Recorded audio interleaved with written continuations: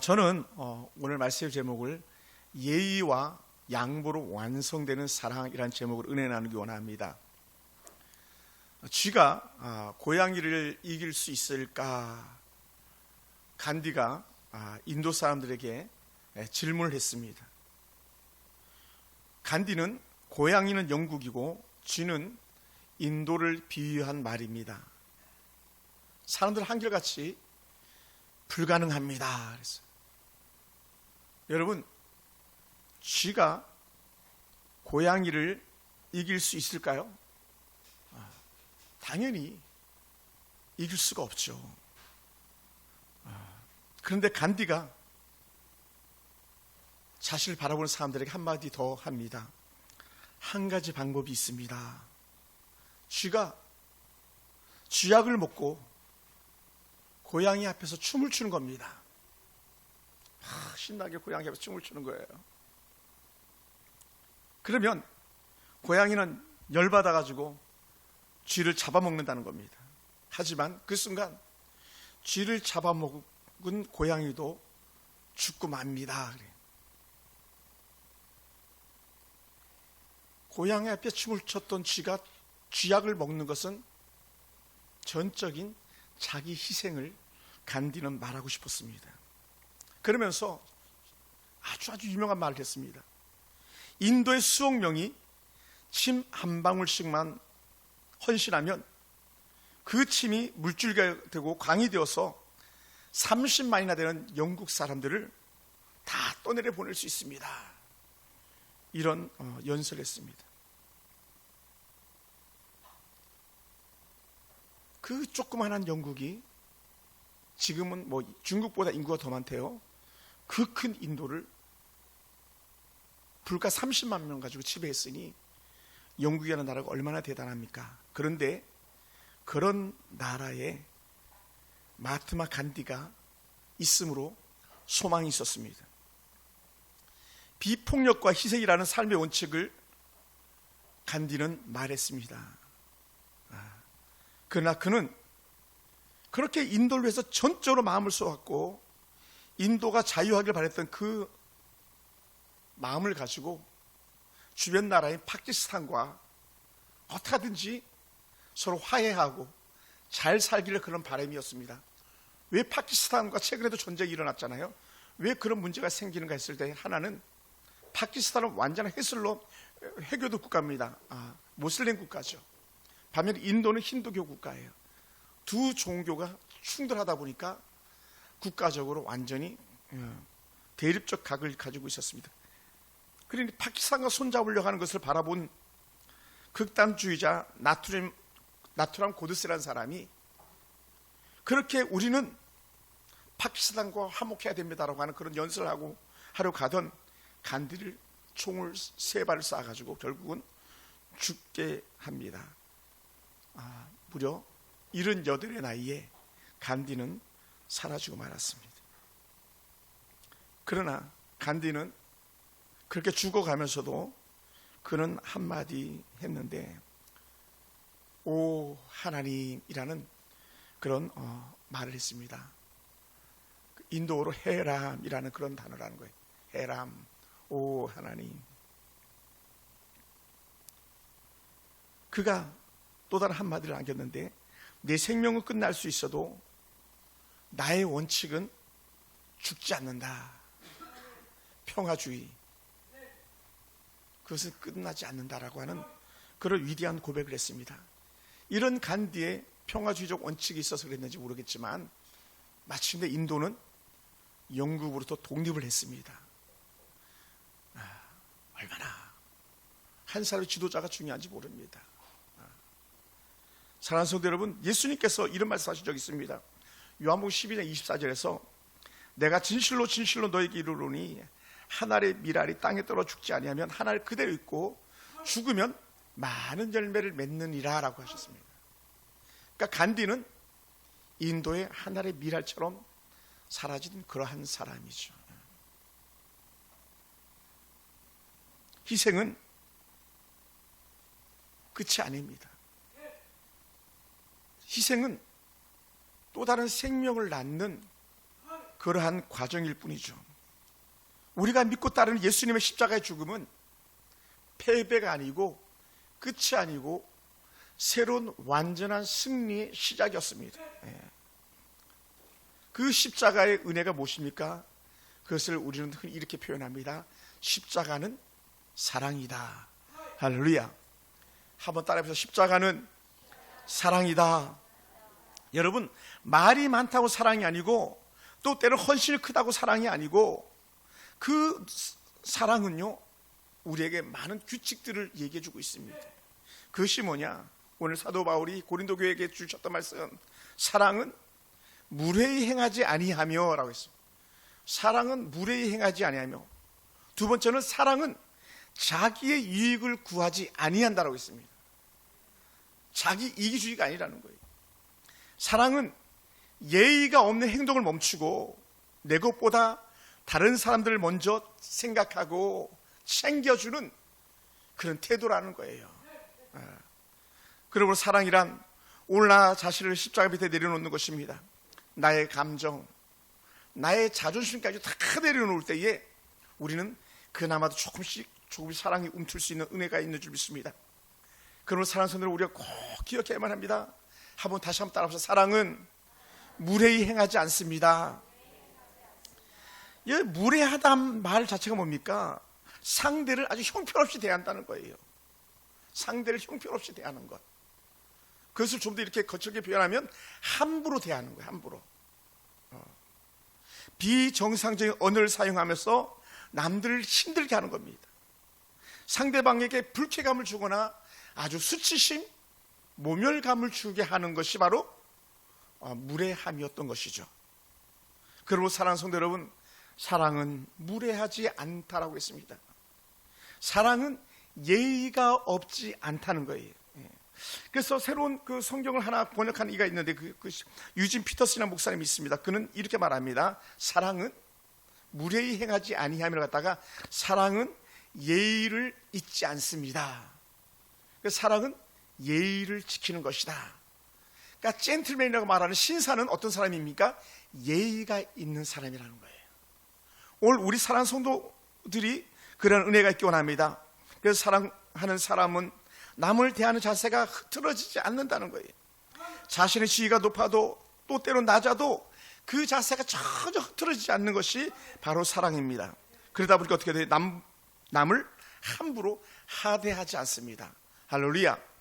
함부로 말하지 않습니다.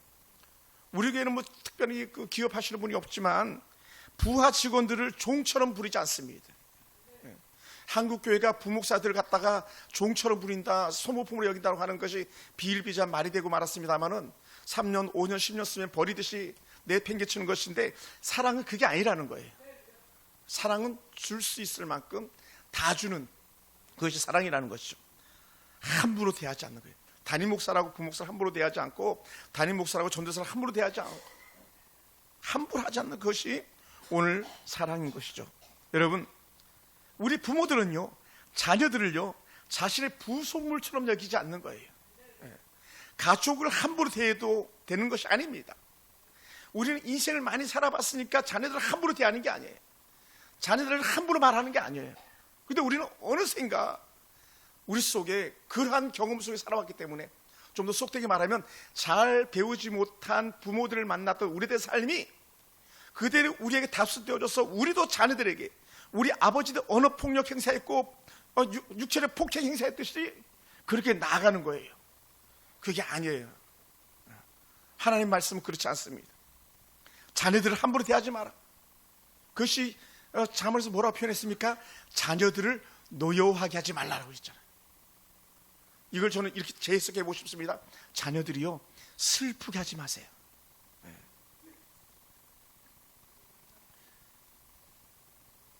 반면에 자녀들도 마찬가지예요. 자녀들도 부모를 함부로 대해서는 안 되는 거예요. 잘 못 배운 부모일지라도 함부로 해서는 안 되는 거예요. 그때 부모들이 느끼는 수치, 모멸감은 말로 표현할 수가 없는 줄 생각됩니다. 성도들도요, 우리 교회는 뭐 목회자가 저 혼자지만 예의를 다해야 됩니다.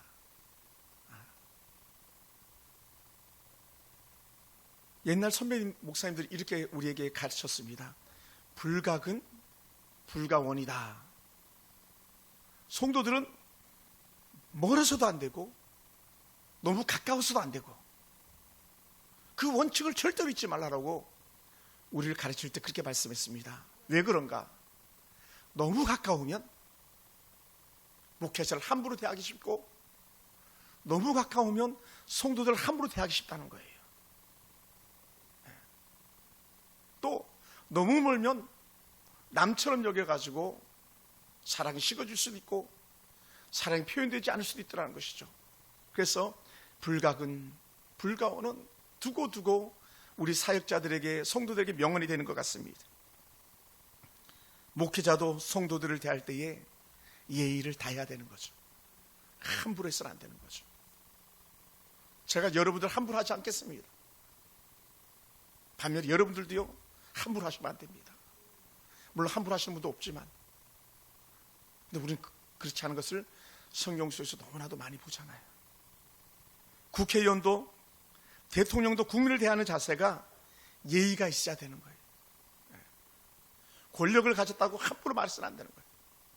권력을 가졌다고 함부로 휘둘러서도 안 되는 거예요. 그래서 지금 우리 두렵고 벌벌 떨고 있잖아요. 과연 이 나라가 어떤 나라가 될 것인가? 여러분, 이제는 우리는 달라져야 됩니다. 혈연, 지연, 학연에 의해서 사람을 내 편이다, 내 편이 아니다라고 가르는 그런 것은 끝내야만 합니다. 그것은요 예의 없음일 수 있습니다. 무례하지 않는 사람이 누구입니까? 언어폭력을 가하지 않는 사람들이 바로 무례하지 않은 사람들인 것이죠. 할렐루야. 여러분, 오늘 우리가 그래야 되지 않겠습니까? 성도를 존중하는 목회자, 목회자를 존중하는 성도, 백성을, 국민을 존중하는 대통령, 국민을 존중하는 국회의원이라면 그 사람이 사랑의 사람인 것이죠. 후보자들은 어떻습니까? 유권자들에게 선거 전후가 완전히 다르다 그러잖아요.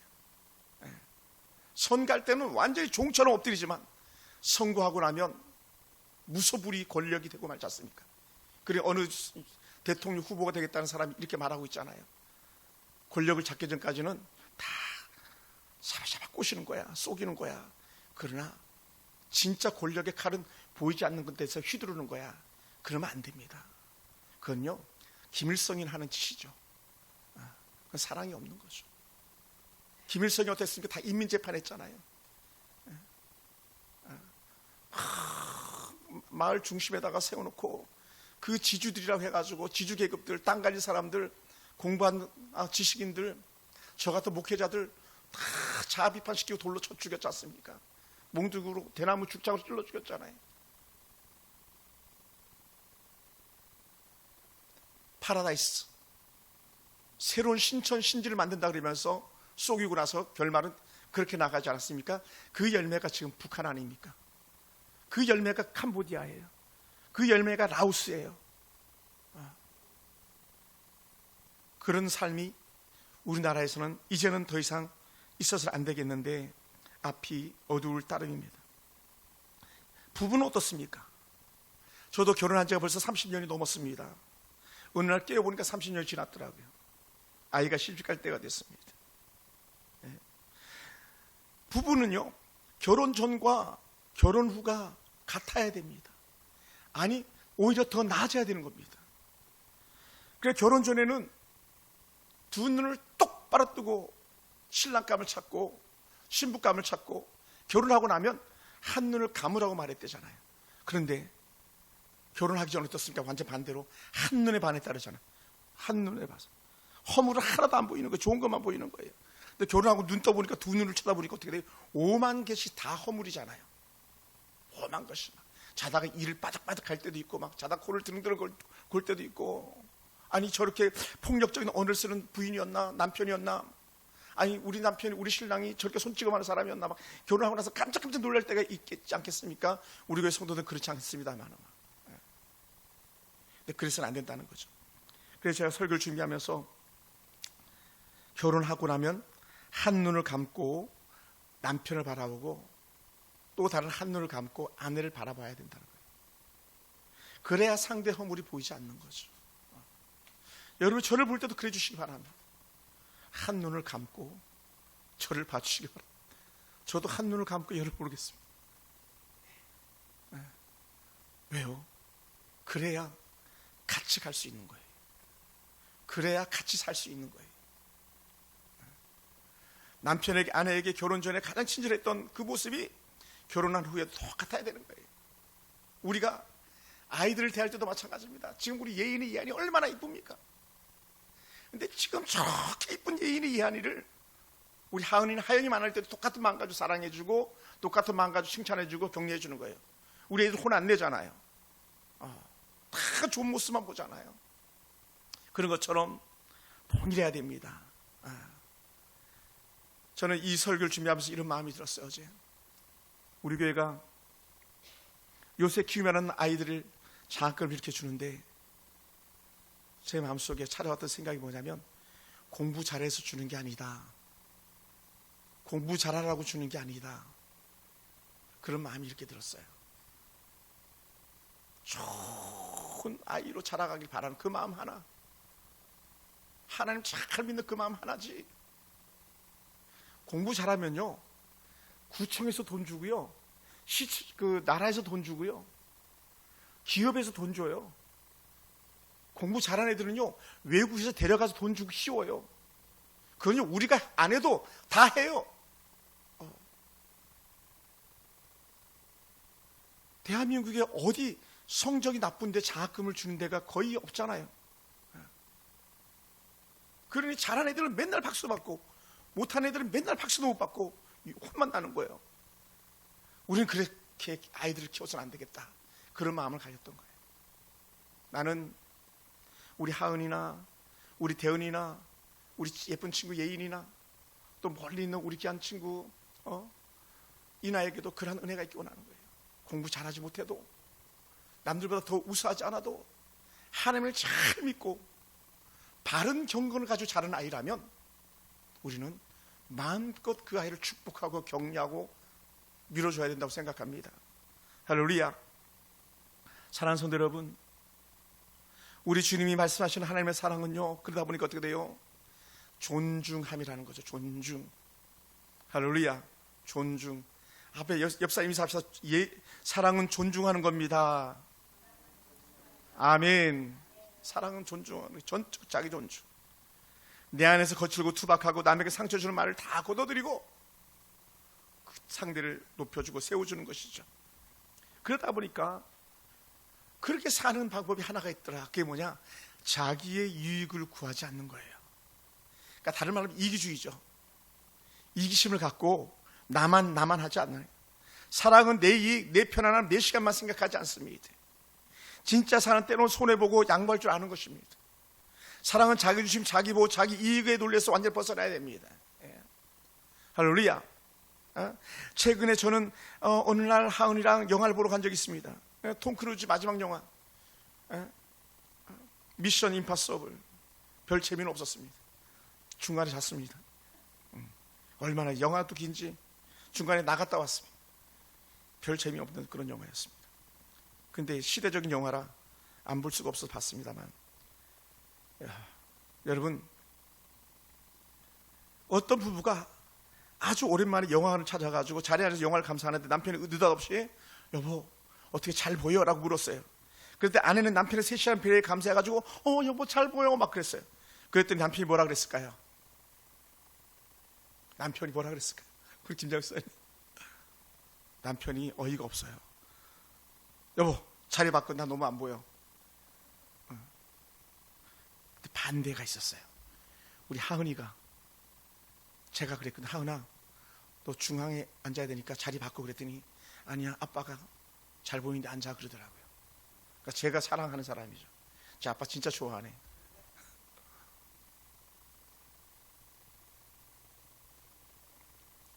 우리 고린도 교회는요 늘 자기 은사를 자랑하고 가난한 자들 함부로 대하고 먹고 마시는 데까지도 다 사랑이 결여됐다고 말했었잖아요. 그걸 갖다 먹고 마시는데도 예의가 없음이라는 거죠. 예의 없음. 왜 그랬는가? 고린도전서 11장 21절을 보면 이는 먹을 때 각각 자기의 만찬을 먼저 갖다 먹으므로 어떤 사람은 시장하고 어떤 사람은 취함이라. 외국에 갔더니 뷔페집을 갔는데 이렇게 먹을 것들이 막 이제 뷔페가 계속 나오잖아요. 그랬더니 어떤 집단이 자리를 차지하고 있는데 맛있는 걸 다 그냥 퍼다가 자기들 테이블에 다 갖다 놔버리는 거예요. 다른 손님들이 그렇게 많은데 그 자기들이 맛있으면 남들도 맛있는 거거든요. 그러면 뷔페라는 게 뭡니까? 갖다 먹고 또 조금 이따 또 갖다 먹고 이렇게 해야 되는데 다 끌어 가가지고 갖다 놔가지고 다른 사람들은 먹지도 못하고 욕하고 있는 거예요. 예. 그게 먹는 문제였거든요. 예전에 우리 교회 어느 아이 하나도 그런 아이가 있었어요. 좋은 거 자기가 다 갖다 놓고 그렇게 먹는 아이들도 있었어요. 충분히 이해는 됩니다. 어린아이들이 뭐 식탐이야 뭐 어떡하겠습니까? 어른들도 그렇게 하더라고요. 근데 고린도 교회가 그렇게 한 거예요. 고린도 교회가. 그러니 많이 먹는 사람들은 너무 많이 먹어가지고 막 포도주 취하는데 가난한 사람들은요 그 사이에 끼지 못했던 거죠. 예전에 어느 한 교회 사역할 때인데요, 국을 끓이는 큰 이렇게 그 드럼통 같은 솥이 있잖아요. 그게 양은으로 된 거였어요. 양은. 뭐 우리 교회도 뭐 그런 거 있는지 모르겠어요. 노란 양은 솥 이런 거 있잖아요. 왜? 그랬더니 두 부류가 있는 거예요. 한 부류는 양은 그릇을 써도 전혀 문제가 없는 가난한 사람들이었고, 또 한 부류는 어떻게 양은을 쓰냐고 거기서 발암물질들이 얼마나 나오는데 그거 가지고 충돌이 생겼던 그런 적들이 있었습니다. 부자들은요 그렇게 사나 봅니다. 우리 뭐 가난해가지고 양은 가지고 막 라면 끓여 먹고 양은 냄비 가지고 막 라면 끓여 먹고 얼마나 많이 있겠습니까? 근데 거기서 발암물질 나온답니다. 쓰면 안 된답니다. 사실은 싸니까 쓴 거지, 가난하니까 쓴 거지. 그러니까 요새 다 스테인리스 쓰잖아요. 스테인리스. 녹슬지 않는. 그럼 이해해 주면 되는 거예요. 아하, 가난하니까 이걸 쓰는구나. 그럼 돈 많으니까 내가 좋은 스테인리스 솥 하나 사다 드리겠습니다 하면 끝나는 거예요. 왜냐하면 그 사람들은 부자들이거든요. 몇십억 대의 집에 아파트에 사는 사람들이니까. 근데 중요한 게 뭐냐면 밥도 같이 먹지 않았었어요. 고린도 교회가 따로 있지 않았었어요.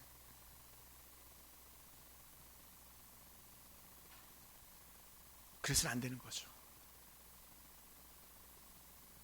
부자 교회들은 어떤지 아십니까? 자리도요, 교회 큰 중직자들 자리에 명패가 다 있습니다. 거긴 절대로 앉으면 안 됩니다. 어디 하나님의 나라에 지정석이 있습니까? 사랑 결려죠. 우리는 더 좋은 자리에 앉으라고, 더 좋은 자리에 앉으라고 그렇게 격려하고 칭찬해 주는 거예요. 제일 좋은 자리가 어디지 아십니까? 지금 김태희 집사님과 천수희 집사 앉은 자리가 VIP석이에요. 지혜로우신 거예요. 돈 안 내고 앉는 자리인데 제일 좋은 자리에 앉으셨어요. 제일 나쁜 자리가 어디냐? 민병철 집사님 자리예요. 저 꼴찌 자리예요. 저거는 C, D, F석 정도 되는 자리. 연극 자리로 얘기하면. 그렇게 양보하신 것 같아요. 사랑이 넘쳐가지고. 여러분, 우리는 언제든지 자기의 이익이 아니라 남의 유익을 위해서 살아야 되는 그런 사람인 줄 믿습니다. 그래서 성경 속에서 남을 먼저 존중하고 자신의 이익심을 버려가지고 뜬 사람들이 있는데 그 중에 한 사람이 누구냐? 바로 다윗이라는 사람이에요. 다윗. 그는 사울왕에게 그렇게 쫓기면서도 사울왕이 옷깃 하나 잠깐 뵌 것 때문에 그렇게 회개하면서 하나님 잘못했습니다 용서를 구했던 그런 사람입니다. 그래서 사무엘상 24장 6절 보면 이렇게 표현했어요. 자기 사람들에게 이르되 내가 손을 들어 여호와의 기름 부음 받은 내 주를 치는 것은 여호와께서 금하신 것이니 그는 여호와의 기름 부음 받은 자가 됨이니라. 자기를 죽이려고 왔던 그 사울왕의 그 옷깃 하나 폈다고, 하나님이 기름 부은 사람, 그 사람을 내가 함부로 대했다고 그렇게 철저하게 회개했던 그런 다윗이니 하나님께서 왕권을 그에게 맡기셨던 건 아니겠습니까? 사랑하는 성도 여러분, 아브라함, 그 믿음의 조상 아브라함은 어떻습니까? 조카 롯을 데리고 나와가지고 롯의 삶을 가장 먼저 보장해 주는 것이 조카 롯이었습니다. 언제든 조카 롯을 위해서 헌신했던 그런 사람이었던 거예요. 그러니 조카 롯도 큰 부자가 되었고 아브라함도 큰 부자가 되었을 때에 소떼와 양떼가 정말 인산이 이를 때에 이제 같이 있을 수가 없어가지고 그렇게 아브라함이 야 롯아 너가 먼저 땅을 정해가지고 떠나라. 그랬더니 이 조카 롯이 아닙니다. 그래서 삼촌이 아니면 더 좋은 땅을 차지해야 되니까 삼촌이 먼저 고르세요. 삼촌이 고르시고 나면 내가 고를게 이렇게 해야 되는데 조카 롯은요 대뜸 좋은 땅이 보이니까 내가 저기로 갈게 해가지고 다 갔잖아요. 너무 좋은 지상 낙원 같은 그런 땅들이 보여서 그쪽으로 갔는데 결국은 조카 롯은 망국의 길로 접어들죠. 그런 버릇 없는 조카 롯이 고난당할 때에 아브라함이 집에서 기른 318명 용사를 데려가 가지고 조카 롯을 구해오기까지 하지 않습니까? 할렐루야. 그러니까 아브라함의 사랑은 조카 롯에게 다 주는 거예요. 다. 그러니까 하나님은 아브라함의 영성을 그대로 우리가 갖고 있는 거예요. 아브라함의 마음을 하나님이 가지고 계신 거예요. 그러니까 다른 말로 하면 아브라함의 마음이 하나님의 마음이었던 거죠. 하나님은 우리가 언제든지 어디든지 좋은 것 주시길 원하신다는 거예요. 그래서 예수님께서 하셨던 말씀하니까 산상수훈에 야 내가 좋은 거 준다. 이놈들아 너희들은 나쁜 놈인데도 자식에게 좋은 거 주는데 하물며 하나님이 되다가 너희에게 좋은 거 주지 않겠냐라고 하셨던 거예요. 따라서 사랑은 남에게 먼저 좋은 거 줍니다.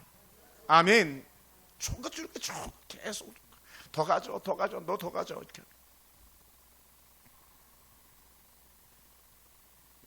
여러분 부부가 살아가면서 둘 다 쿵짝쿵짝 잘 맞아서 지혜로우면 얼마나 좋겠습니까? 우리는 꼭 기억했으면 좋겠어요. 한 남편이 어리석으면 부인이라도 지혜로워야 되고 부인이 어리석으면 남편이라도 지혜로워야 돼. 그래야지 가정이 서는 거예요. 근데 여기 뭐 부부는 저하고 김정희 집사님밖에 전혀 없어가지고 약간 아쉬움이 있습니다. 집사님 우리 잘합시다. 우리 지혜로워가지고 아내 잘 섬기고 대신 이제 교회 권사님도 지혜로우셔가지고 남편 잘 섬기고 가정 잘 좋습니다. 여기에 대성한 사람이 있는 반면에 젖은 쓴맛을 본 사람이 있는데 그게 누구냐면 우리가 잘 아는 아비가일과 나발입니다. 이 나발이 다윗이 들판에 쫓겨가면서 먹을 것을 좀 구했습니다. 나발의 그런 그 양치는 종들을 지켜주고 양떼를 지켜주고 한 그 값으로 야 우리 좀 먹을 거 좀 줘라 그랬더니 이 나발이 발끈하면서 이렇게 말했어요. 이 사무엘상 25장 10절에 보면 이렇게 표현했어요. 다윗은 누구냐? 이새의 아들은 누구냐? 요즘에 각기 주인에게서 억지로 떠난 종이 많도다. 다윗을 종처럼 생각했고 사울왕에서 떠난 것을 갖다가 빈정거리면서 말했던 거예요. 얼마나 속상한 게 있습니까? 가끔 이런 거 실수도 있겠는데 이건 뭐 제가 원고에 없는 얘기인데 야 신목사도 그렇게 큰 교회에서 잘 나갈 줄 알았는데 야 고작 독산동에서 그렇게 처박혀 있냐. 이게 아마 이 나발 같은 사람들의 말이 아닐까 생각됩니다. 절대로 그렇지 않은데 이 나발의 이 완악하고 강박한 마음들과 남을 배려하지 않는 이 잘못된 교만함이 가정을 갖다가 망가뜨릴 수 있었는데 그때 지혜로운 여인 아비가일이 다윗을 중재하는 거예요. 먹을 것 싸들고 가가지고 제발 용서해 주라고. 그러면서 이 아비가일과 나발에 대해서 성경의 정의하기를 이렇게 말합니다. 이 사건 도입인데 사무엘상 25장 3절에 보면 그 사람 이름은 나발이요 그의 아내의 이름은 아비가일이라 그 여자는 총명하고 용모가 아름다우나. 여러분 아내들이여 저를 보세요. 여러분들은 총명하고 용모가 아름다운 사람 되기 원합니다. 아무도 아멘을 안 해. 우리 하은이 아멘. 우리 희은 자매 아멘. 그런 자매 되세요. 아름답고 총명한 사람. 근데 이 나발은 달랐어요. 남자는 완고하고 행실이 악하며 그는 갈렙 족속이었더라. 나발은요 자신만이 아니라 결국은 자신의 부족까지도 욕먹이는 그런 어리석은 자가 되었던 것이죠. 남들에 대해서 무례하면요 자신만이 아니라 주변까지도 욕먹이는 그런 아픔의 모습을 보이게 됩니다. 우리가 잘 아는 가룟 유다는 어떻습니까?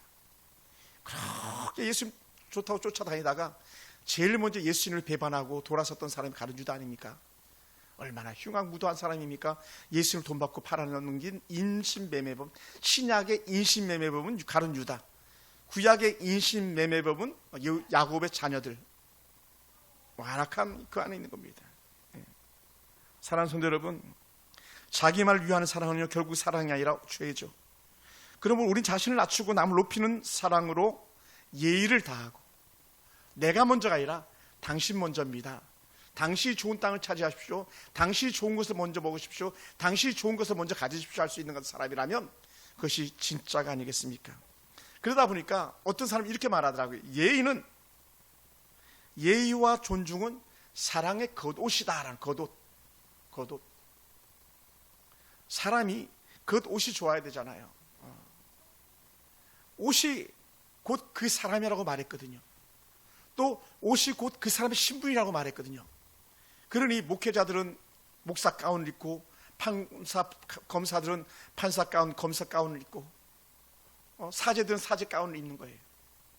여러분이 가지고 있는 그 행실이 여러분의 예의와 여러분의 자기 이익을 내려놓음이 결국 여러분의 겉옷이 되는 줄 믿습니다. 할렐루야. 한번 따라서 옷 잘 입어야 되겠습니다. 그것을 예수님께서 어떻게 말씀하시냐면 두 번 똑같이 반복하셨던 말씀인데, 마태복음 20장 26절부터 28절 보면 누구든지 너희 중에 크고자 하는 자는 너희를 섬기는 자가 되어야 하리라. 너희를 섬기는 자가 되어야 하리라. 으뜸이 되고자 하는 자는 너희의 종이 되어야 하리라. 으뜸이 되고자 하면 종이 되라. 인자가 온 것은 성경을 받으려 함이 아니라 도리어 섬기려 하고 자기 목숨을 많은 사람은 대속물로 주려 하려 함이다 라고 그렇게 말씀하셨습니다. 대속물, 내가 대신 죽어주는 것. 그럼 우리 간단해요. 뭐가 간단하냐? 오늘 우리 대통령 후보들 바라보면서, 또 대통령을 섬기는 정당들 바라보면서 자기 이익을 추구하는 정당이냐, 국민들의 이익을 추구하는 정당이냐, 국가를 생각하는 정당이냐, 자신의 안위만을 생각하는 사람이냐, 그 답이 확실히 드러나게 되는 거예요. 전 누구라고, 어떤 사람이라고, 어떤 정당을 표현하지 않았습니다. 사랑은 그런 거예요. 사랑은 그렇습니다. 사랑은 높은 말이 아니라 낮은 자세입니다. 내 말보다 내 태도가 더 강한 행동이 될 수 있고, 강한 설교가 될 수 있고, 강한 말이 될 수 있음을 우리 깨달아야 됩니다. 사랑은 그러므로 양보하는 마음이 생겨납니다. 제가 참으로 좋아하는 빌립보서 말씀입니다. 각각 자기 일을 돌아볼 뿐더러 또한 각각 다른 사람들의 일을 돌아보아 나의 기쁨을 충만하게 하라라고 말하는, 우리가 남의 기쁨을 위해 살다 보면 결국은 글을 썼던 바울도 기쁘고 하나님도 기쁜 것이죠. 사랑하는 성도 여러분, 양보한 사람이요 약한 사람 아닙니다. 양보하는 사람이 어리석은 사람이 아닙니다. 하나님의 사랑을 믿기 때문에 내 것을 양보할 수 있는 것이 바로 오늘 사랑의 사람이기 때문에 그렇습니다. 사랑하는 성도 여러분, 우리는요 좀 가난해도, 가진 것이 없어도, 때로는 품격이 떨어지는 사람처럼 여겨진다 할지라도 우리의 사랑은요 다함이 없길 바랍니다. 사랑은요 무례하지 않습니다. 예의와 격식을 갖추는 것입니다. 사랑은요 내 뜻을 이루는 것이 아니라 상대를 존중하면서 상대를 생각하면서 살아가는 것입니다. 그러다 보니까 그것이 뭐냐? 하나님의 뜻을 이루어가는 줄 믿습니다. 사랑은 우리의 태도이며, 사랑은 오늘 저와 여러분의 선택입니다. 그러므로 우리가 기억해야 되겠습니다. 하나님, 내가 사랑의 사랑으로 무례하게 살지 않겠습니다. 내 이익을 주장하지 않겠습니다. 할렐루야. 왜 그렇습니까? 그것이 곧 우리의 인격이요, 그것이 우리의 인생이요, 그것이 우리의 인생의 결말, 열매가 되기 때문에 그렇습니다. 저는 우리 서울 풍산교회가 정말 존중이 있고 배려가 있는 그러한 교회가 되기를 주의 이름으로 축원합니다. 기도하겠습니다.